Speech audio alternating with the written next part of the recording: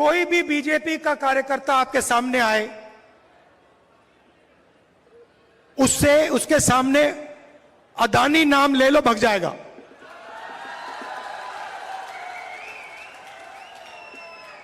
एक से उसको सामने खड़ा कर होगा, आएगा, वो कुछ भी कहे, आप उससे कहो भैया एक बात बताओ, ये आपके जो प्रधानमंत्री हैं इनके बीच में और अदानी जी के बीच में क्या रिश्ता है, बीजेपी वाला भग जाएगा। तो फिर पार्लियामेंट में मैंने एक और सवाल पूछा जो शायद हिंदुस्तान के लिए, ओबीसी वर्ग के लिए सबसे महत्वपूर्ण सवाल है, और वो ये है कि इस देश में ओबीसी कितने हैं, दलित कितने हैं, आदिवासी कितने हैं, कौन से समाज के कितने लोग हैं। और ये सवाल का जवाब सिर्फ कास्ट सेंसस से मिल सकता है।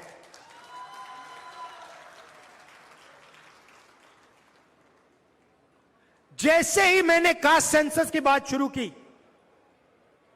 पार्लियामेंट हाउस में, आप देख लेना, बीजेपी लोग, बीजेपी के नेता, बीजेपी के मंत्री, एमएलए सब चिल्लाने लगे, मेरी आवाज को दबाने की कोशिश की। टीवी का कैमरा हिल गया कि देश के ओबीसी को यह पता ना लगे कि हिंदुस्तान की सरकार को जो चलाते हैं, 90 लोग जो चलाते हैं, उनमें से सिर्फ 3 ओबीसी वर्ग से आते हैं।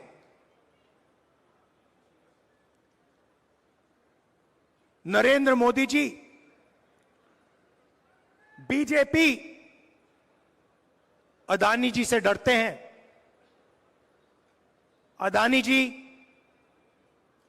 शब्द को अगर विपक्ष का कोई बोलता है,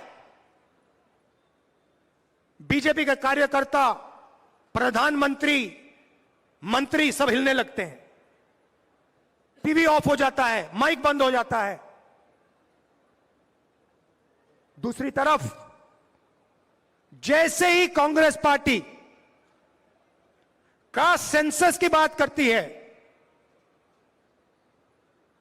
जो मैंने बात उठाई पार्लियामेंट हाउस में, 90 लोगों में से 3 लोग ओबीसी क्यों हैं, 5% बजट इन लोगों के हाथ में क्यों है? क्या ओबीसी की आबादी 5% है? क्या 5% है? नहीं, ये कोई नहीं जानता। कोई कहता है 50%, कोई कहता है 45%, कोई कहता है 55%। मैं सिर्फ ये कह रहा हूं, किसी को चोट लगती है, पहला काम क्या करते हैं? पहला काम अस्पताल में ले जाते हैं, कहते भैया एक्सरे करो, एक्सरे करो, पता लगाओ कि असलियत क्या है। हड्डी टूटी है, हां या ना? कौन सी हड्डी टूटी है? कास्ट सेंसस भाई और बहनों एक्सरे है। कास्ट सेंसस से पूरा पता लग जाएगा हिंदुस्तान में कौन कौन लोग हैं, महिलाएं कितनी हैं, ओबीसी कितने, दलित, आदिवासी, माइनॉरिटी, जनरल कितने हैं, पता लग जाएगा। एक्सरे के बाद काम किया जा सकता है। अगर हम ओबीसी को भागीदारी देने की बात करते हैं तो बिना कास्ट सेंसस ये किया ही नहीं जा सकता है। तो प्रधानमंत्री 24 घंटा ओबीसी की बात करते हैं, ओबीसी की इज्जत की बात करते हैं, तो फिर प्रधानमंत्री कास्ट सेंसस से क्यों डरते हैं? प्रधानमंत्री जी, अगले भाषण में आप हिंदुस्तान को बता दीजिए, कांग्रेस पार्टी ने कास्ट सेंसस किया था, आंकड़े आपके पास हैं, उन आंकड़ों को आप हिंदुस्तान के सामने रख दीजिए, हिंदुस्तान की जनता को दिखा दीजिए। और अगला जो सेंसस है उसको आप कास्ट बेसिस पे कीजिए।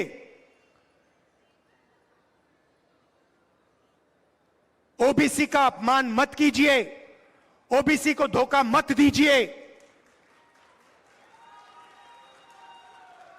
अब आप देखना नरेंद्र मोदी जी ना अदानी जी की बात कर सकते हैं और ना ओबीसी सेंसस की बात कर सकते हैं।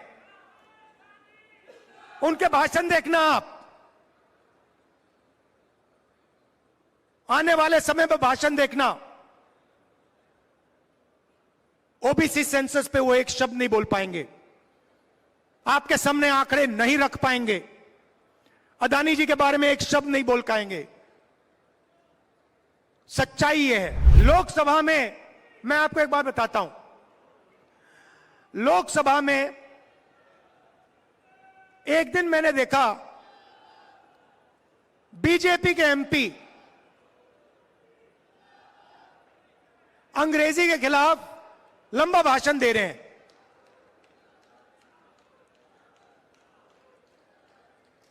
और हिंदी के बारे में बोल रहे हैं। हिंदी सबको सीखनी चाहिए, मगर अंग्रेजी भी सीखनी चाहिए। दुनिया में अगर आप किसी से बात करना चाहते हो, आपको अंग्रेजी की जरूरत होगी। हिंदुस्तान में अगर आप किसी से बात करना चाहते हो, आप हिंदी में कर सकते हो। दोनों की जरूरत पड़ती है। बाद में मैं गया पीछे, सुनिए, बाद में मैं पीछे गया और मैंने उनसे पूछा, भैया एक बात बताइए, सुनिए, डिस्टर्ब मत कीजिए। मैंने पीछे गया, मैंने कहा उनसे, भैया एक बात बताइए, आपने अंग्रेजी के खिलाफ बात की, आपके जो बच्चे हैं वो हिंदी मीडियम स्कूल में जाते हैं या अंग्रेजी मीडियम स्कूल में? इंग्लिश मीडियम स्कूल में जाते हैं। मतलब ये चाहते हैं कि इनके बच्चे अंग्रेजी सीखें और गरीबों के बच्चे अंग्रेजी ना सीखें। मतलब दो हिंदुस्तान बने, इनके बच्चे अंग्रेजी सीखकर अमेरिका जाएं, जापान जाएं, चाइना जाएं, और गरीबों के बच्चे अंग्रेजी ना सीखें और बाकी दुनिया में ना जा पाएं, बाकी दुनिया से बातचीत ना कर पाएं। हमें दो हिंदुस्तान नहीं चाहिए, हमें एक हिंदुस्तान चाहिए। चुनाव का समय है, बीजेपी के कार्यकर्ता आपके सामने आएंगे, दो सवाल पूछिए। कास्ट सेंसस क्यों नहीं करवा रहे हो? अदानी जी को आपने कितना फायदा पहुंचाया, देश को बता दो। हमने आपको स्वास्थ्य दिया, 500 रुपए का सिलेंडर दिया, कर्जा माफ किया। ये आपके हथियार हैं। मैदान में जाइए, सच्चाई रखिए, और ये जो नफरत फैलाते हैं, इनके नफरत के बाजार के अंदर मोहब्बत की दुकान खोलिए। धन्यवाद। जय हिंद।